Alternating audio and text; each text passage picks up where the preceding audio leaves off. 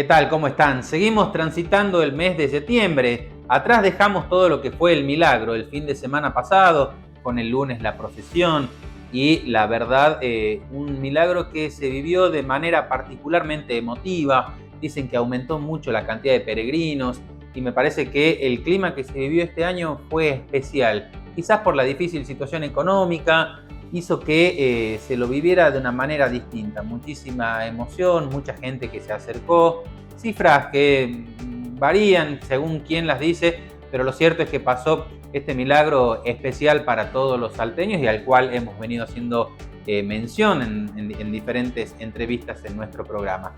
Lo que viene pasando a nivel nacional es muy fuerte, todo lo que ocurre con la política nacional y las implicancias en cada una de las provincias. El discurso grabado de Javier Milei anunciando su proyecto de presupuesto 2026 el lunes por la noche no convenció a nadie. ¿Por qué? Porque en la primera sesión posterior a ese discurso, donde anunciaba, ¿no?, que en el 2026 va a haber aumentos para los jubilados, para los discapacitados, para las universidades, lo cierto es que el mismo miércoles cayeron sus dos vetos, por lo cual se ratifica lo que es la ley de financiamiento universitario y la de emergencia pediátrica del Garrahan. Así que un Milei muy debilitado. Vamos a empezar el programa de hoy, el Sin Vueltas de esta semana, con un hecho que también ha generado mucha conmoción y tuvo incluso repercusión nacional, porque debía empezar el juicio por el caso de Jimena Sala con Javier El Chino Saavedra como el principal acusado, como posible autor de ese crimen, uno de los más misteriosos y sin resolverse en Salta de los últimos tiempos. Lo cierto es que un día antes de que inicie el juicio aparece muerto. Se quitó la vida aparentemente cortándose las venas en uno de los baños de la alcaldía, donde estaba esperando, ¿no?, para ser enjuiciado al día siguiente. Lo cierto es que esto cambió el panorama rotundamente. ¿Por qué? Porque será un juicio con el principal acusado ya fallecido. Se ha puesto nueva fecha, va a ser la semana que viene. Y hay que ver la situación de los dos hermanos que estaban ahí involucrados, no como principales, pero como partícipes secundarios, pero sin su testimonio, sin la presencia de él. Hay que ver cómo sigue esta causa. Así que con el doctor Pedro Arancibia, abogado querellante, vamos a analizar esta situación que realmente es muy llamativa, ¿no? Y también despierta ciertas alertas sobre el cuidado de los presos en las cárceles provinciales, en este caso de la alcaidía. Y otro caso muy trascendente que ha tenido un impacto muy profundo, porque pone en tela de juicio lo que ocurre en la juventud en Salta en particular, ¿no? Este caso de una red de trata de jovencitas menores de edad, de una escuela donde habría un remisero, un compañero, alumno, un menor de edad, entregador y clientes que ya habían armado una red que venía operando hace mucho tiempo, con mayores de edad pagando por tener encuentros sexuales con jovencitas, como decíamos, en edad escolar, en este caso en un establecimiento educativo del sur de nuestra provincia. Con miembros de la Fundación Volviendo a Casa vamos a analizar este tema muy alarmante en nuestra sociedad. Decíamos, ¿no?, que los diputados dijeron no a los vetos de Milei, y esto tuvo mucho que ver con una fuerte protesta social en todo el país.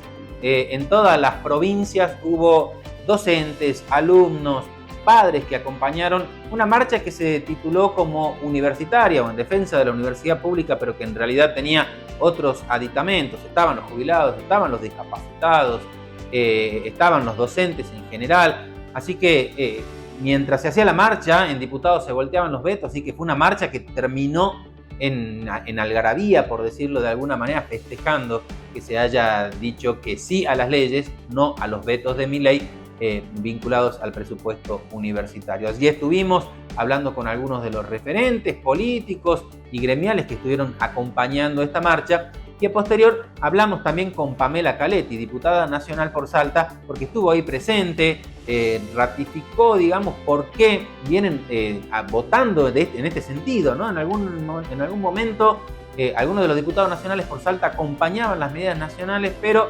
ahora evidentemente hay un distanciamiento muy grande entre el gobernador y el presidente, así que no hay acompañamiento a las medidas nacionales, y dice por qué votó en contra de ambos vetos, ¿no?, el de la ley de financiamiento universitario y la conocida ley del Garrahan o de emergencia pediátrica. Y finalmente, en nuestro último bloque vamos a hablar con una candidata a senadora nacional, otra de las mujeres que está encabezando la lista. En este caso ella es Violeta Gil, de Política Obrera, dando a conocer su visión de lo que van a ser las próximas elecciones y la postura que va a tener, como siempre, la izquierda, con una visión muy clara y contundente, y haciendo ahí unos paralelismos entre el mileicismo y el kirchnerismo, y diciendo por qué conviene votar a un partido de izquierda. Y finalmente, este fin de semana, nuevamente en Salta, Potencia, esta feria donde están emprendedores y comerciantes allí en el centro de convenciones, con el apoyo del gobierno provincial y algunos organizadores privados. Este fin de semana todos invitados a Potencia. Bueno, arrancamos sin vueltas y vamos a meternos en un tema que realmente consternó a gran parte de la sociedad el día lunes, cuando todos terminaban de peregrinar, todos terminaban de cumplir con la procesión del milagro. Dábamos cuenta de una noticia que realmente causó impacto: el hallazgo sin vida de Javier Nicolás Saavedra, principal imputado por el brutal homicidio de Jimena Salas, ocurrido hace un tiempo ya atrás en la localidad de Vaqueros. Para eso vamos a hablar con el abogado querellante, el doctor Pedro Arancibia. Doctor, muchas gracias por visitarnos. Un placer, un gusto. ¿Cómo están? Muchas gracias. Bueno, arrancamos, parecía casi de película, un día antes de que arranquen las audiencias de debate, cuando el principal imputado iba a declarar, aparece sin vida. ¿Qué cree que fue lo que ocurrió?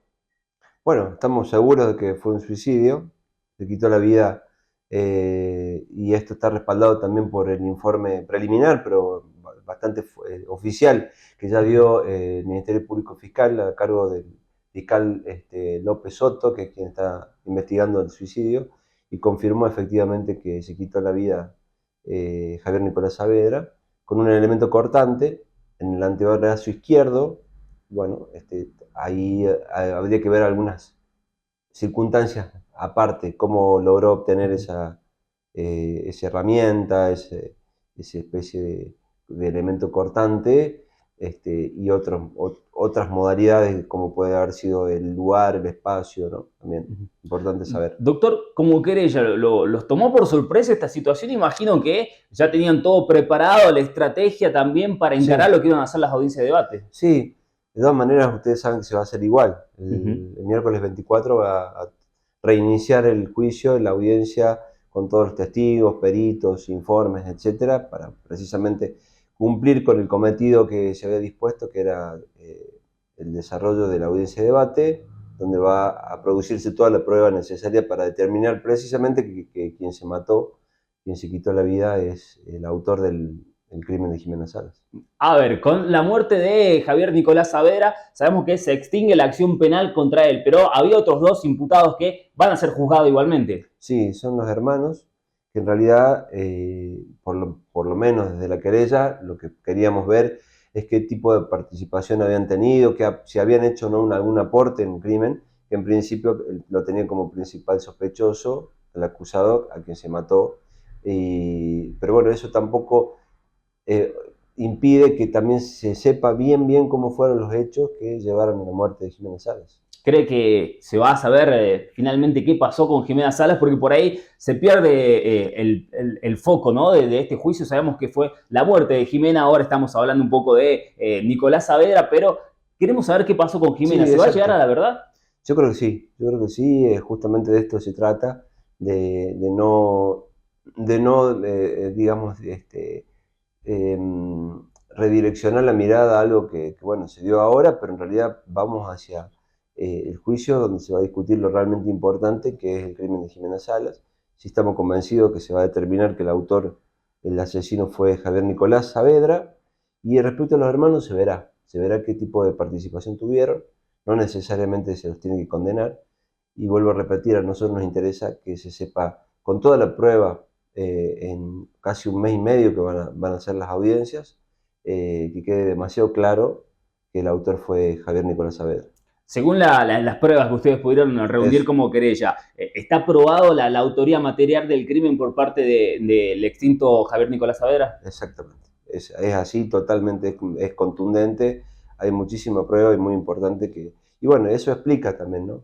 Explica la situación de verse acorralado, de verse ante una inminente audiencia de juicio, con todo encima, prácticamente sin escapatoria, sin salida, y bueno, es lamentable que se haya quitado la vida. Simbólicamente uno siempre espera que vaya a la audiencia, si quiere declarar que declare. De todas maneras, recordemos que un acusado, un imputado hasta puede mentir en su declaración, o sea que, bueno, es como una formalidad que puede ejercer su derecho de defensa. De todas maneras, siempre uno busca, bueno, que se desarrolle todo, que se lo condene, la sentencia, vaya preso y después si quiere quitar la vida muchas veces dice, bueno, ya está. Pero por eso digo, para nosotros, por supuesto que no es lo mismo. Nos hubiese gustado que lo condenen en vida, pero no impide que se haga el juicio igual, porque están los hermanos, pero además porque hay un derecho a la verdad que tienen las víctimas. Es decir, que a pesar de que la persona se haya fugado, haya estado en otro país, no aparezca en ningún lado, pero se sabe quién es, pero no lo encuentran, haya prescripto, esto pasa mucho también en algunos delitos como de integridad sexual, que las víctimas exigen que se haga lo mismo en juicio para que se conozca la verdad de lo que están denunciando, aunque sepan que la acción, por ejemplo, prescribió, porque esto sucedió hace muchos años, los juicios se hacen igual, porque hay un derecho a la verdad que tienen las víctimas. Doctor, para usted la muerte de Saavedra está directamente relacionado con esta culpabilidad en el caso de Jimena. Tal cual, totalmente. Y es más, desde nuestro punto de vista, él tenía planeado suicidarse en determinado momento que coincide con antes de que comience el juicio, ¿no? Para inclusive hasta poder sembrar alguna especie de duda respecto de su culpabilidad o inocencia, con algún impacto sobre los hermanos también. Bueno, no lo va a lograr porque esto se va a hacer igual, pero eso es un poco el efecto que lo buscaba, ¿no? Generar esto un poco, pocos días o horas antes del juicio. Desde el lado de la defensa de la víctima, se habló de, o se puso en duda la posibilidad del suicidio, e incluso se apuntó directamente a de dónde sacó el elemento punzante con el que se termina cortando o autolesionando, pero en las últimas horas surgió que habrían encontrado cartas o algún tipo de escrito de Saavedra. ¿Tomaron conocimiento de algo por el estilo? Sabemos del rumor, pero no sabemos oficialmente cuál es el contenido. Nos gustaría saber, por supuesto, pero de todas maneras ese contenido puede ser algo importante, puede ser algo irrelevante, puede ser algo cierto, puede ser algo falso. Así que bueno, puede que diga o explique alguna situación. Siempre está la ilusión, y nosotros también la teníamos para cuando comience el juicio, que una persona como el asesino, digamos, en este caso Javier Nicolás Saavedra, se arrepienta o explique algo que nos pueda contar qué pasó dentro de la casa para que haya tanta violencia, para que haya asesinado a Jimena Salas. Eso no se va a poder dar, y uno por ahí tiene la ilusión de que las cartas, por ejemplo, diga algo también, pero en un psicópata, porque era un psicópata, el manipulador, eso está determinado en una pericia psicológica, es muy poco probable que una persona así tenga arrepentimiento.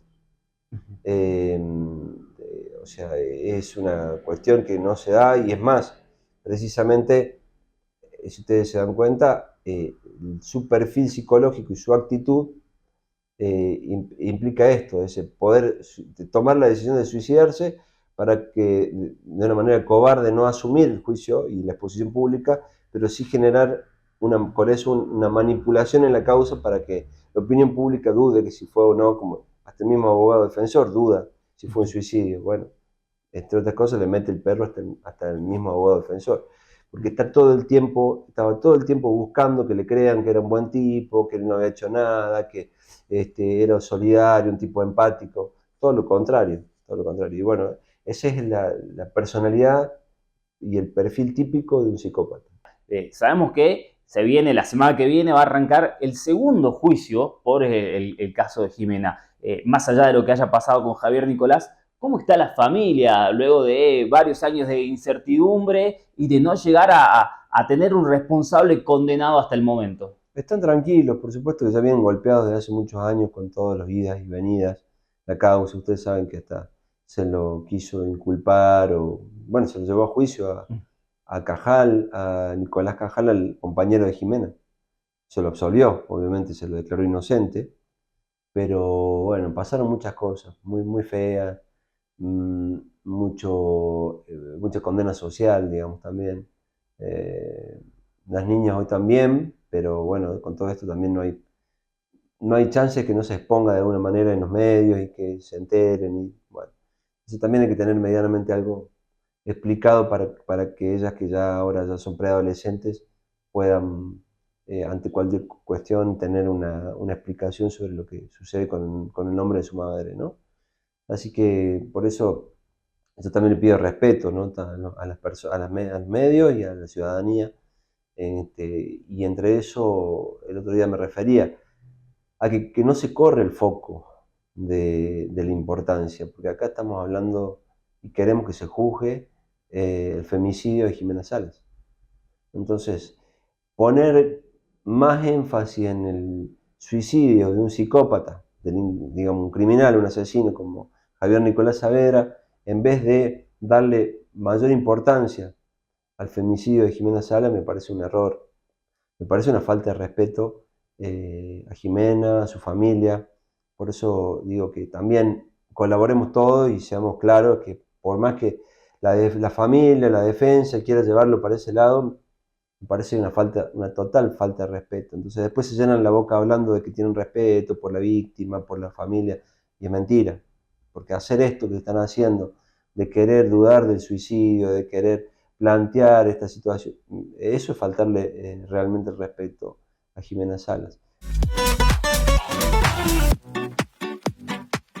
Habíamos dicho al comienzo del programa que íbamos a hablar de este tema que ha tenido mucha trascendencia nacional. Los medios, bueno, decimos de Buenos Aires, hablamos de medios nacionales, hemos visto Nación y otros más, se han hecho eco de este caso que ha ocurrido acá en Salta, donde la justicia federal intervino y desbarató una banda de trata de personas, pero que tenía que ver con menores en edad escolar y bueno, algunos detalles ya se han dado a conocer a la prensa. Isabel Soria, de la Fundación Volviendo a Casa, acompañándonos en este programa para ampliar más de este tema, y sabemos que también los medios nacionales están consultándote por este tema, ¿no? Sí, hay muchos medios que ya nos empezaron a llamar, particularmente porque nosotros venimos hablando hace mucho tiempo de la trata express, ¿no? Esta situación de donde captan personas, particularmente son en fines de semana, niñas y adolescentes que están en ámbitos por ahí que uno naturalizaría como fiestas clandestinas, ¿cómo se llaman esos lugares donde las matinés o las fiestas electrónicas y demás, donde desaparecían fines de semana y volvían a aparecer muchas veces desorientadas y demás en algunos de los espacios. ¿Qué pasa? Ahora los están captando en la puerta de las escuelas. O sea, avanzó tanto y hay tanta impunidad en esto que avanzaron directamente a hacer la captación en las escuelas con una persona de la edad que es el que arma el hablande, que le llamamos nosotros dentro de lo que es la jerga de la lucha contra la trata de personas. Sería el que convence. El que convence, el que te dice, che, mira, el que capta, el captador. En esta situación, vos que estás en una situación de vulnerabilidad, o sea, mirá los problemas económicos. O vos que querés el teléfono nuevo, no te lo vas a poder comprar nunca. Haciendo tal cosa, en una semana te lo vas a poder comprar. Hay algo que yo el otro día vi, que me decían, unas señoras me decían, estoy por regalarle Roblox a mis hijos. Voy a comprar Roblox para regalarle por el cumpleaños. Una nota de Roblox y los adultos que se esconden y chatean con chicos. Y chatean con chicos. Y eso sale plata. Y tienen, la Ualá hoy un día sí, la tiene cualquiera. El Mercado Pago también. Exactamente, no importa si sos adulto o menor, la tenés. Entonces yo creo de que esta facilitación hizo que accedan a esta facilitación de niños y aún que es peor, la violación de menores, porque estamos hablando de que aparentemente los drogaban, aparentemente estaban alcoholizadas, las trasladaban en un remis, una persona que las trasladaban. A ver, hablemos de trata. 6 personas son las que conforman una red. El que capta, el que traslada, el que acoge, el que explota, el violador, en este caso, porque es una menor de edad, o el prostituyente cuando es una mayor de edad, y la víctima. Al prostituyente le decimos nosotros al mal llamado cliente. Para la justicia, el cliente está cometiendo un delito. Mira, eso es lo que nosotros hablábamos, el desafortunadamente. En este caso es muy claro en porque este son caso es menores muy de claro edad. porque son menores de edad, pero ¿sabes cuál es el problema? Que siempre le sacan el ojo del cliente mal llamado, o sea, cliente, el prostituyente, le sacan la mirada de ahí. Es como que sí, la red, pero no se lo persigue. Nosotros desde las organizaciones sí estamos buscando incluso una ley en España que en este momento se está peleando, una ley abolicionista, que vamos justamente como en Estados Unidos. En Estados Unidos está prohibida la consumición. Bien. En Estados Unidos, no te olvides de Hugh Grant, que fue encontrado con una prostituta y él fue el detenido, no la prostituta, ¿sí? Entonces fue un caso realmente importante donde se persigue a quien prostituye, al prostituyente, al que viola, en este caso, una menor de edad. Entonces, es una situación sumamente caótica para mí, fue muy fuerte enterarnos de este caso, porque estamos hablando de menores de edad dentro de una escuela donde eran trasladadas, donde se les pagaba por la virginidad, o sea, cosificando totalmente a la menor, y donde nosotros hablamos de las OnlyFans. ¿Por qué nosotros hablamos tanto de las OnlyFans? ¿Por qué la relación es todo? Porque nosotros, las OnlyFans hicieron que en la cabeza de los niños, niñas y adolescentes... No estuvieran haciendo nada malo. Exactamente. ¿Por qué? Porque vos vendés las fotos de tus pies, nadie te toca. Pero ya hay a nivel nacional, se desbarataron bandas. El límite ahí es muy finito. Es muy finito. Exactamente. Y de este caso, Isabel, que por lo que sabemos es una escuela de la zona sur de la ciudad, no se dio preservando identidades, ¿no? Y espero que no se haga tampoco. ¿Cuál es el establecimiento? Se saben, y detenidos sabemos que está el remisero, un menor de edad que sería también el que accionaba ahí, el que conseguía de alguna manera a compañeritas, entiendo yo, o mismas chicos del colegio para ofrecerles esto. Entiendo que hay 3 clientes de los que están también detenidos, que son 4 o 5 personas. Pero se sabe cuántas chicas, y en este caso menores de edad, son las denunciantes o las que habrían sido abusadas. En este la caso. mamá era una sola mamá la que denunció, pero ya hay más de 15 casos en general. No solamente de esta escuela, en otros. No, lo que nosotros tenemos entendido, que es lo que nos dijeron, que no tenemos realmente, porque hay un secreto de sumario muy importante, y que el doctor Villalba es una persona impecable en este tema, tanto como la doctora Wall, que es la auxiliar fiscal. Tenemos conocimiento que son más de 10 personas, niñas de 12 y 17 años, que son del colegio de estas escuelas, y que es en esta escuela en particular, ¿no? De una escuela más de 10 personas. Sí. Eso es el dato que... Ese es el dato que nosotros tenemos por ahora, y que bueno, y que obviamente se está trabajando con Secretaría de Niñez y se está trabajando con otros organismos realmente importantes para hacer la contención y el acompañamiento, porque convengamos que la primera vez sí puedo estar en la situación esta de cómo operan las redes de trata. La primera vez sí, la niña esa se arrepiente de lo que hizo, se da cuenta que fue drogada, que fue abusada, pero fue filmada. Y ahí empieza el método de coacción. Esa es la extorsión que ejercen. Que ejercen contra las niñas. Si no acá, a nivel mundial. Sí. Es el típico. Exactamente. Entonces, ¿qué pasa? Cuando los chicos... resguardo que se hacen de alguna manera. Exactamente. Y todo eso, no te olvides que acá en la Argentina Salta creció casi un 500% de los delitos de grooming. No lo digo yo, lo dijo la doctora, la fiscal, ¿sí? La doctora Cornejo, que es la encargada de la Fiscalía de Ciberdelito. Entonces, estamos hablando de grooming, estamos hablando de abusos, estamos hablando de violaciones, estamos hablando de secuestros, y es que hubieron momentos. Y otra cosa que estamos hablando de que hay quien demanda esto. O sea, si tenemos una oferta tan grande, es porque hay una demanda. Y hoteles. Eso quería preguntarte, te escuchaba, porque bien decías vos, en Salta al menos, el ingreso con menor de edad en los hoteles debiera ser bajo una comprobación de identidad, y que no se trata de menor de edad, sino de un hijo, un pariente, digamos. Exactamente, tiene que ser directo y realmente comprobable, y si no es una autorización, ¿sí? Eso me parece que no se está cumpliendo mucho en Salta, ¿no? A mí me llamó poderosa mucho. A mí me pasó con mi hijo un tiempo atrás en Cafayate, pero después una sola vez pasó. Claro. Hace prepandemia, te diría. Bueno, es que ahí está el tema de la prepandemia. La pandemia hizo como que un vale free vale todo. Nosotros hicimos una campaña muy importante justamente con la Cámara Hotelera de la provincia, donde hicimos hoteles libres de trata, una campaña que nació en Salta y se replicó a nivel nacional. Pero nunca Salta más fue la primera, nunca más se habló del tema. Y se dejó de controlar y de exigir, obviamente. Que eso es lo que está grave, que es sumamente grave. O sea, en los hoteles, se comunicaron muchos de los hoteles de los que estuvieron presentes y me dice, che, Isa, nosotros seguimos pidiendo los documentos porque esto es una ley nacional, es una obligatoriedad, sí, pero no se está replicando, no se está haciendo conciencia por ahí, ¿me entendés? Ahora lo difícil, porque sabemos que en este caso, en algunos casos, las menores eran llevadas a, no sé si a hoteles, pero más difícil es actuar sobre hoteles de alojamiento. Es mucho más difícil actuar que tienen ahí. otra Pero, cuestión de intimidad. Ojo, si hay un remisero que está llevando a una persona a dejar en un hotel alojamiento, llama la atención. Debiera llamar la atención. Llama la atención que se vaya. Después viene ese remis con otro. O sea, es muy difícil. Ahí, hasta donde no son cómplices también. Exacto. ¿Entendés? Yo creo que la investigación va a ser muy grande, ojalá, es muy difícil, yo creo de que va a ser un antes y un después.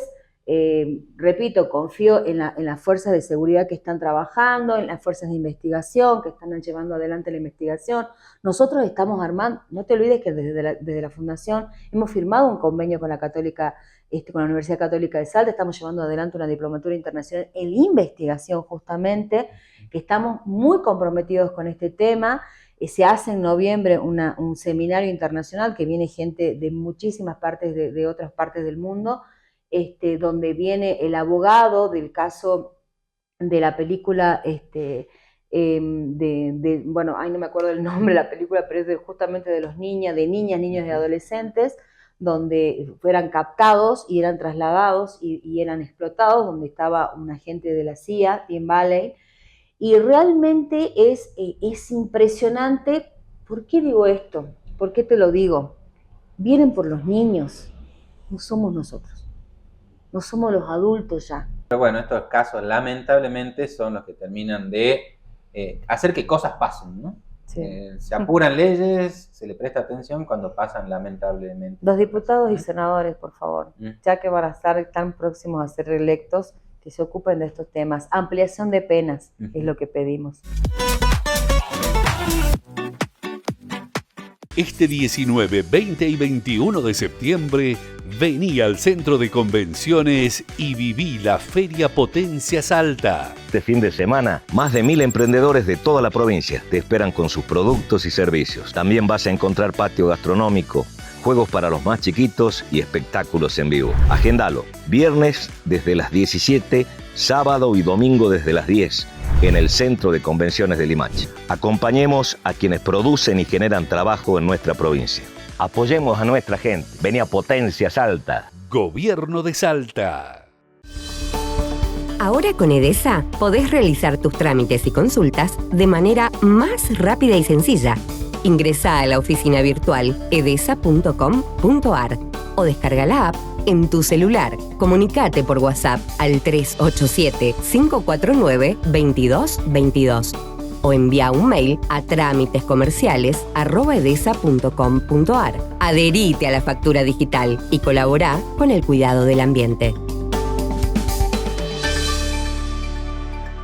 Seguí disfrutando la hamburguesa que combina el sabor único de los clásicos de Mac con la irresistible salsa Tasty.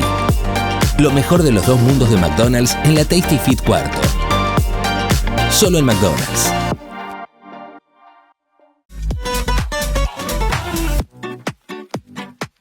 A raíz de la presentación del presupuesto 2026, nos encontramos en la Marcha Federal de las Universidades en Salta. Rector, ¿cómo está? Informate Salta, vamos caminando juntos. Me cuenta, ¿por qué estamos en esta movilización? ¿Qué es el mensaje que le quieren dejar? Bueno, nosotros estamos en defensa de la universidad pública y de calidad y hoy estamos pasando por un momento crucial que es la defensa del financiamiento de la educación universitaria y estamos todas las universidades del país buscando una mejora en el tema del financiamiento. Además del salario, ¿no? Que no se mejora desde hace mucho tiempo. Claro, cuando hablamos del financiamiento, hablamos de la recuperación de los salarios del personal docente y no docente, y también hablamos de la recuperación de los gastos de funcionamiento, becas y también, por supuesto, infraestructura. María Elena, coméntenos de parte de los jubilados cómo están enfrentando esta situación actualmente. Mira, esta situación como la están pasando todos mal, con el agravante de que los adultos mayores la estamos pasando peor, igual que los niños, igual que los enfermos. Esto ya es demasiado. Estamos en manos de criminales realmente, porque es un genocidio social. Acá estamos en un genocidio sin balas y estamos esperando que se vayan. Por eso pedimos que en octubre vayan a votar a cualquiera que no sea de la derecha, pero por favor, voten. Vamos a meternos en un tema que acaparó muchísimo la atención en la agenda mediática de esta semana, porque el Congreso, más precisamente la Cámara de Diputados, debía tratar si apoyaba o no los vetos de Javier Milei respecto al financiamiento universitario y a la asistencia pediátrica o todo lo que tenía que ver con el funcionamiento del Hospital Garrahan.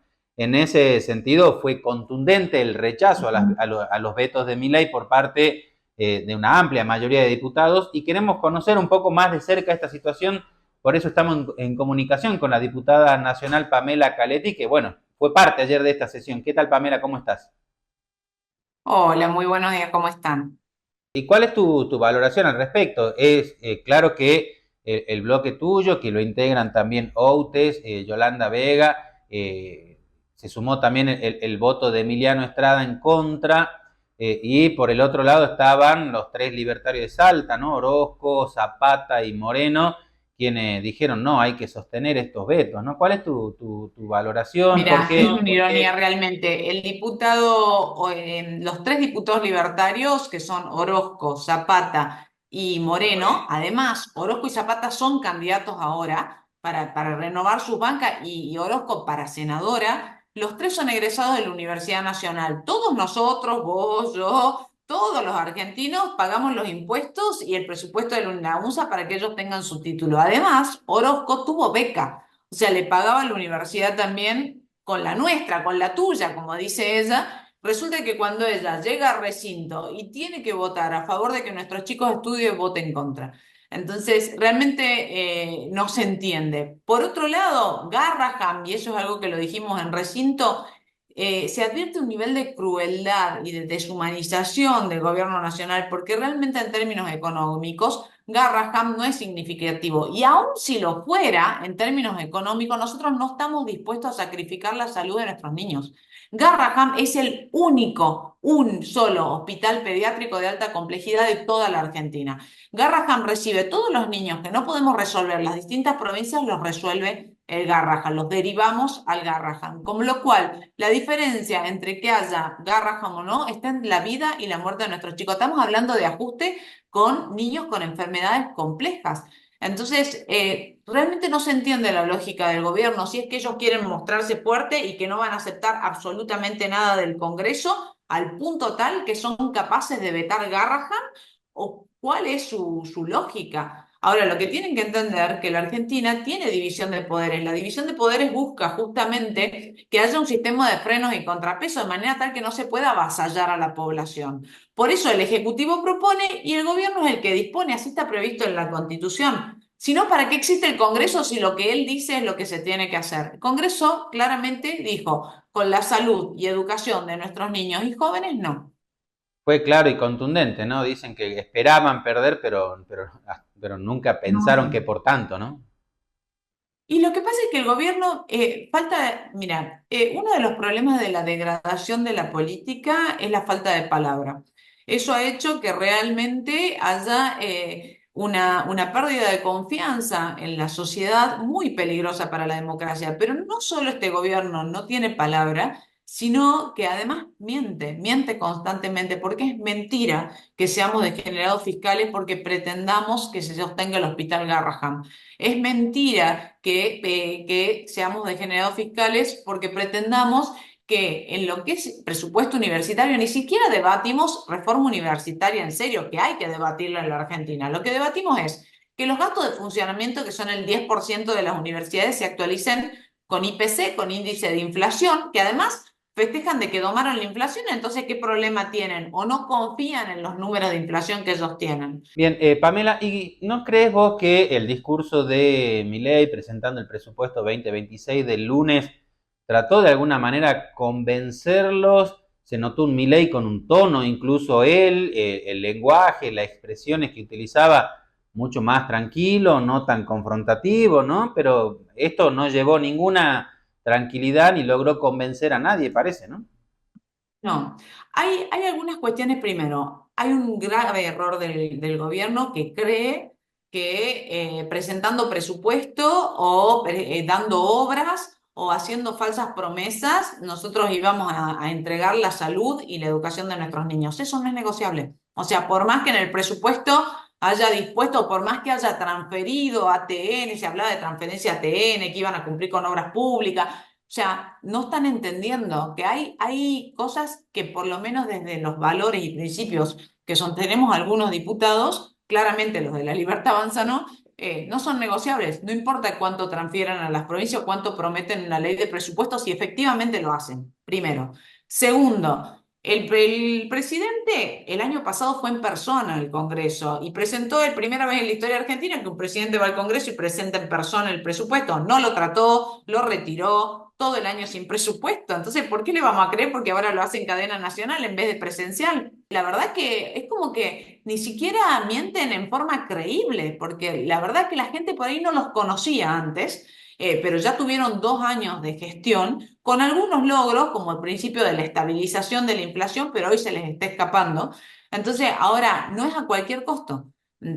Por ejemplo, discapacidad, jubilados, universidades. Entonces, es un nivel ya de falta de humanidad absoluta. De falta de humanidad, yo digo la regla de las 3H. Falta de humanidad, falta de honestidad. Porque en serio, o sea, hoy las escuchas es de que le roban a los discapacitados. Entonces, es como que realmente no podemos entender que el gobierno siga con este relato. Totalmente. La última, Pamela, y para terminar, decía recién, bueno, el kirchnerismo lo corre ahora por la corrupción a Milei. Por otro lado, bueno, hay algunos que todavía sostienen, digamos, al presidente y su modelo. Si nos venimos al plano electoral en Salta, ¿vos crees que es Milei anti-Milei? Porque hay otra línea que plantea el gobernador de un frente de los salteños. Sí, yo estoy trabajando por el frente que es primero los salteños. Es un frente provincial y que lo que busca es plantear una opción diferente. Concretamente, por el Frente Fuerza Patria, lamentablemente se postula Emiliano Estrada, con quien tengo una causa penal, lo denuncié penalmente. De hecho, en el día de ayer dictaron para que el desafuero, para que vaya en el Congreso. Entonces digo, no todo vale en la vida ni tampoco en la política. Y a su vez también Estrada, socio de Orozco y Zapata, pero esto no es porque lo digo yo, está en los carteles, está en las redes, fueron socios hace 2 años en las elecciones. Entonces, ¿realmente son cosas diferentes o son como dos oposiciones que se necesitan, ¿no? Para polarizar y para en el medio de esto que es ajuste y más ajuste y crueldad o la vuelta atrás. Entonces, corrupción, unos que corren a otros con corrupción. En el Congreso de la Nación, cuando tratamos ficha limpia, era de un lado el kirchnerismo y la Libertad Avanza se tiraban delincuentes de un lado al otro. Entonces, yo creo en una Argentina diferente, creo en una Argentina que se construya desde el interior. Por ejemplo, el presidente hablaba de que la obra pública se va a hacer con financiamiento privado. Claramente implica desconocer lo que es la Argentina. O sea, imagínate qué privado va a hacer una obra pública en las comunidades en el norte del país. Si no es rentable económicamente, no estamos hablando de Cava. Entonces, me parece que nosotros tenemos que plantear una opción que lleve la voz de los salteños al Congreso de la Nación. Un diputado nacional, que es mi caso. Yo represento la voz de los salteños al Congreso de la Nación. Entonces, cuando se plantea universidad, yo voy a defender la Universidad Nacional de Salta, cueste a quien le cueste, no como los libertarios que responden a un gobierno nacional, a un presidente que es cruel, o como pasó, por ejemplo, con Estrada, que votó en contra de la familia tabacalera, porque desde el kirchnerismo bajaron línea que había que votar en contra. ¿Por qué? Por los intereses de las grandes compañías tabacaleras y dejar de lado a nuestro productor. Eso no lo vamos a hacer y lo hemos demostrado en este tiempo, entonces creo en ese proyecto de gobierno y ese es primero los salteños que lleva a Flavia Rollón como senadora y a Viela como diputado. Hablando de política, hablando de elecciones sin vueltas de esta semana, estamos junto a Violeta Gil. Ella es candidata a senadora nacional de Política Obrera en una pelea más, en una lucha más dentro de la ideología que representa en un cargo con muchas expectativas. ¿Cómo estás, Violeta? ¿Cómo estás, Fede? Gracias por la invitación. Gracias por venir. Y bueno, en una semana con algunas cuestiones muy importantes, como ha sido, por ejemplo, ayer el rechazo a los vetos de Milei en la cuestión del presupuesto universitario, sí, lo conocido como Garrahan, pero en realidad es emergencia pediátrica. Exacto. Y participaste de esa marcha, sí, ¿no? Estuvimos en la movilización, participamos junto con la Universidad Nacional de Salta, distintos sectores de la educación, además han participado docentes provinciales también. Mirá, lo de ayer fue muy importante porque fue un nuevo golpe a la política económica de este gobierno que, dicho de una manera gruesa, ha fracasado. ¿Por qué ha fracasado la política económica o el plan económico de Milei? Milei llegó a la Argentina, llegó a ser presidente diciendo que acá se le iba a pagar al Fondo Monetario Internacional hasta el último peso, así eso costase la sangre del pueblo trabajador argentino. Sin embargo, no ha llegado a siquiera cumplir esa posibilidad. Finalmente él lo que pretendía era que luego de ese gigantesco ajuste para pagar la deuda, la del macrismo, la de la dictadura militar, la de los años del peronismo, lleguen inversiones a la Argentina. Ahora, no llegó un peso a la Argentina, no llegó un solo dólar a la Argentina y lo que sí ocurrió fue una destrucción de las condiciones de vida de las masas en nuestro país. Pero además también una parálisis de la capacidad productiva. Sí, del consumo, de la industria. Se está produciendo un industricidio y lo dicen los propios sectores empresariales. Indudablemente se ha desplomado la capacidad de consumo. Entonces, el modelo económico, el plan económico que vino a postular Milei y Caputo fracasaron. Pero no fracasaron solo ahora, fracasaron en abril cuando tuvieron que recurrir al Fondo Monetario Internacional. Ya en ese momento lo que se planteaba era hay que reforzar las reservas nacionales. En estos últimos 4 o 5 meses lo único que ha pasado ha sido una mayor fuga de capitales, es decir, se están usando no para reservas, sino para contener el precio del dólar. Exactamente, con lo cual la política de Milei hacia adelante significa un mayor ajuste fiscal, es decir, más motosierra, sobre una población que ya está completamente mutilada. Ahora, lo interesante de esto, y es lo que nos coloca a los compañeros y compañeras de política obrera, que somos socialistas, nosotros analizamos la situación política, la realidad desde la perspectiva, desde el campo de los trabajadores, de los que vivimos de nuestro trabajo. Frente a esta situación, ya los trabajadores están enfrentando esa política de ajuste, que ha fracasado y que lo tiene el gobierno ahora siendo derrotado sistemáticamente también en las contiendas electorales. ¿Cuál va a ser la posición o cómo interpretan ustedes que todos los distintos partidos de izquierda, y en este caso particularmente tu movimiento, tu partido que es Política Obrera,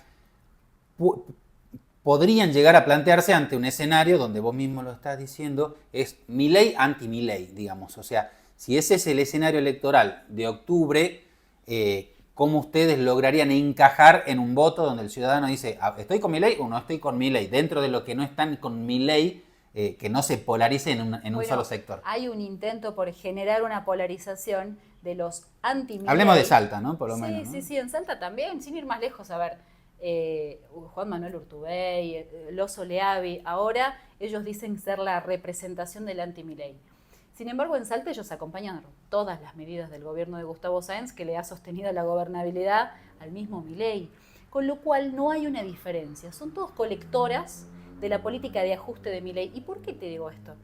No tienen una diferenciación en lo estratégico. Ellos no establecen Fuerza Patria, el Partido de la Victoria, no desarrollan un eje de confrontación con Milei. Y desde ya te digo cuál va a ser en el Senado de la Nación: rechazar la reforma laboral que todavía quieren llevar más adelante para terminar por quebrar el derecho del trabajo en la Argentina. La reforma previsional que encaja Javier Milei y que es un reclamo de los organismos internacionales como el Fondo Monetario Internacional, que lo que le exigen a la Argentina es que se pulverice la jubilación, lo que consideran hoy un gasto garrafal en la Argentina, cuando ya tenemos a los jubilados completamente quebrados por debajo de la línea de la pobreza. Entonces no se han pronunciado por estos aspectos. El peronismo, que ahora dice enfrentar o combatir a Milei, no tiene una agenda alternativa. Con Kicillof ahora parece que fuese la encarnación de la esperanza del futuro. Fíjate, pero están todo el tiempo tratando de ver cómo lo sostienen este gobierno, que si no fuera por ellos, ya se fue al diablo, porque económicamente ha fracasado. Insisto, hay un esfuerzo y un operativo por contenerlo. Frente a eso, ¿cómo hacemos los trabajadores? ¿Qué planteamos desde política obrera? Bueno, en primer lugar, frente al escenario de crisis que hoy en día atravesamos, lo que hay que defender o que hay que revisar es el orden de las prioridades. ¿Qué es lo que se debe de defender en primer lugar? El derecho al salario hoy básico igual al costo de la canasta familiar. ¿Cuánto nos cuesta hoy vivir a los trabajadores en Salta, sin ir más lejos? Según los índices de alquileres, de servicios, los niveles de consumo, 2 millones de pesos es lo que necesita una familia para vivir hoy en Salta y en la Argentina. Y seguramente mucha gente Estamos está muy por debajo. lejos de eso. Ahora, un jubilado hoy necesita el 82% móvil, pero esto no te lo digo yo, lo dicen todos los miércoles los jubilados que marchan en contra del ajuste de Milei, que lo han hecho sistemáticamente desde hace muchos años. Y el 82% móvil son 1.800.000 pesos. ¿Cómo hacemos para llegar a esos números? Me preguntarás vos. Sí, la brecha en primer lugar, es muy lejos. hay que dejar de reconocer una deuda con el Fondo Monetario Internacional, con organismos externos a la Argentina, que es completamente usurera, que para los trabajadores no ha significado ningún beneficio. No hemos visto un ladrillo del endeudamiento que hoy en día han generado todos los que han gobernado y que además, si me permitís, han pagado sistemáticamente. Todos los gobiernos han pagado la deuda. De hecho, Cristina se reivindicaba para sí una pagadora serial de la deuda externa con el Fondo Monetario Internacional, la deuda que habían tomado otros gobiernos. Sin embargo, siempre los sacrificados al pagar la deuda somos los trabajadores, pero terminan nunca aportando. hemos visto un solo progreso en nuestras condiciones de vida. Eso tiene que ser desconocido. ¿Y qué hacemos con esa gigantesca masa de recursos? En primer lugar, hay que discutir que la Argentina nuevamente se haga cargo del comercio exterior. Hoy, el influjo de la circulación económica no forma parte de una proyección en términos de desarrollo económico en la Argentina. Nos tenemos que hacer cargo, eso tiene que ser nacionalizado.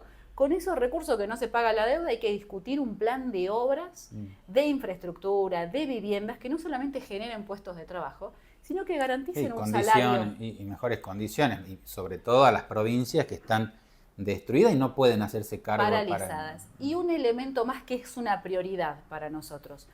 Hoy se ha impuesto como una norma que las personas con discapacidad, que los jubilados tengan que dar cuenta de su condición de discapacitados. Cuando es al revés, me parece. Hemos visto a personas con muletas, discapacitados. Es más fácil decir que uno cambia de condición que decir sostiene cierta condición. Por ejemplo, haciendo filas a la madrugada, llevando los documentos de su auditoría. Es decir, el Estado, bajo el gobierno de Milei, se ha metido en la vida de las personas para determinar cuán pobre, cuán discapacitado sos, cuán jubilado sos para ver si te correspondían los pañales, los medicamentos. Es decir, ha sido un operativo de regimentación total fundamentalmente para quitar recursos. Quieren armar un operativo de sostén como lo hizo, ojo, el peronismo y el kirchnerismo después del 2018, cuando Macri llevó a la Argentina con el Fondo Monetario Internacional y fue derrotado en las elecciones. No sé si te acordás, le quedaba un año de gobierno. Terminar. Y el kirchnerismo su logro, dijo, fue haber terminado un gobierno no peronista, un mandato. Y ¿no? como hicieron también desde Juntos por el Cambio y también en ese entonces los ahora Libertad Avanza, pero como hicieron con Alberto y con Cristina, que abandonaron el poder en la Argentina un año antes de que se termine su gestión. Se hizo cargo Sergio Massa. Venimos con gobiernos que están llegando muy débiles a sus últimos años de gestión. Quienes hoy en día dicen que pueden ser una representación nacional de la superación o de la alternativa a Milei son los que ya abandonaron el poder y nos dejaron en la ruina a los trabajadores. No podemos volver atrás. Este es el gran dato, tenemos que abrir un curso propio y esto lo tenemos que abrir los trabajadores. Somos solo los trabajadores los que defendemos nuestros derechos fundamentales, el derecho al trabajo, al salario, a las jubilaciones, los que podemos abrir un curso progresivo en esta situación. Algo nuevo está por comenzar. Te invito a que juntos soñemos el camino. Hoy comienza la nueva autopista del Valle del Lerma. 22 kilómetros de doble carril con ciclovía, iluminación LED y cruces a distinto nivel para mayor seguridad. Una traza moderna que rodea la Merced y Cerrillos, llegando hasta el carril, evitando el tránsito pesado por zonas urbanas y cuidando la seguridad de miles de vecinos. Construimos cercanía, soñamos el camino. Gobierno de Salta.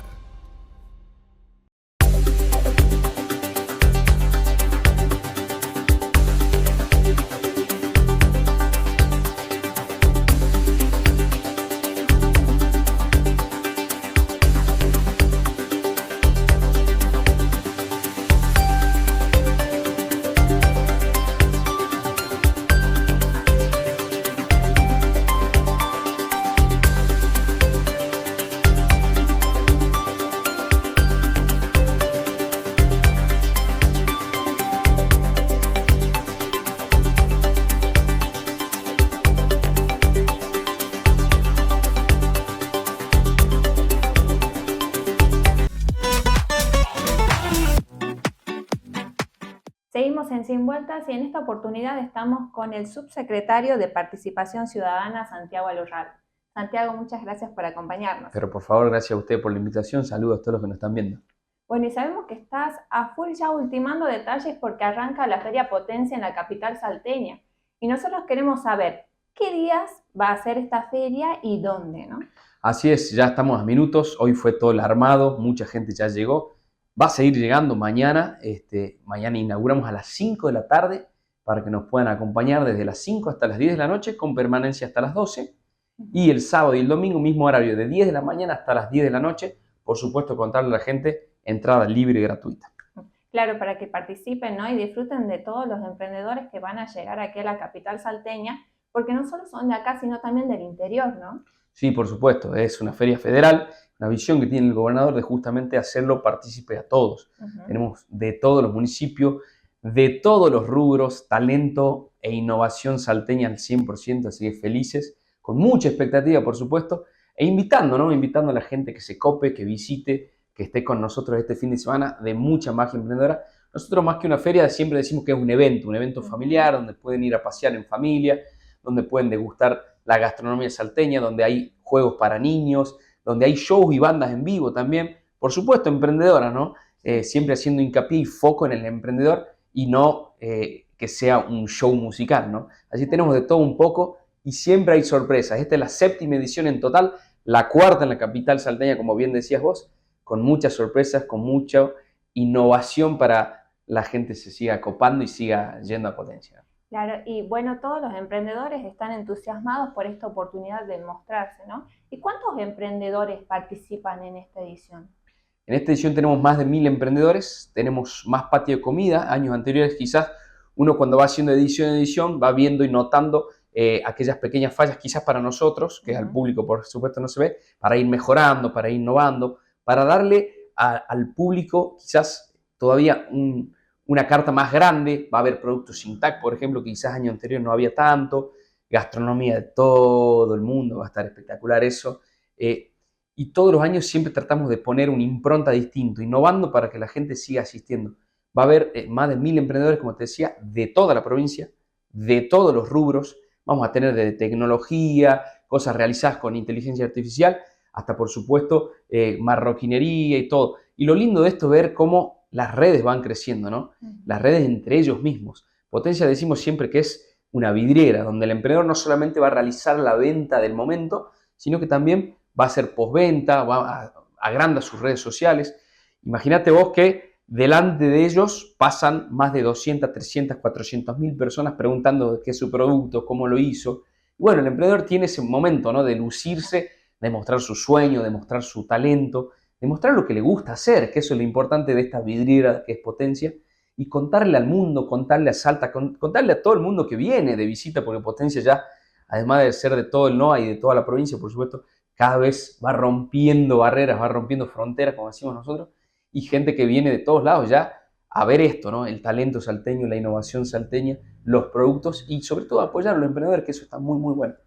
Claro, y también algo que destacaba mucho desde la organización es que se van sumando cada vez más empresas, ¿no?